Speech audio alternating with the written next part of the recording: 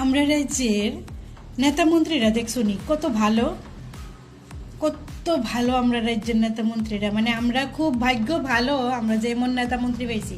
মানে আমরা এমন একটা রাজ্যে বসবাস করি, জন্ম লইছি, এই রাজ্যের নেতা মন্ত্রীরা এত ভালো, এত ভালো।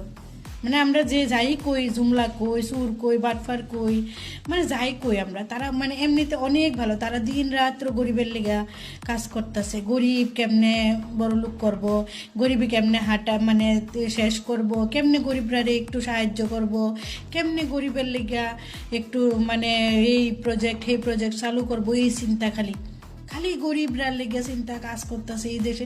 মানে এই রাজ্যের নেতা মন্ত্রীরা বিশেষ করে আমরা কত ভাগ্য ভালো, ঠিক না?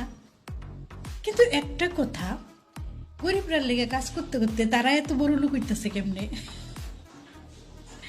গরিবের উন্নতি হইতেছে না, কিন্তু নেতা মন্ত্রীরা তো উন্নতি কেমনে হইতেছে?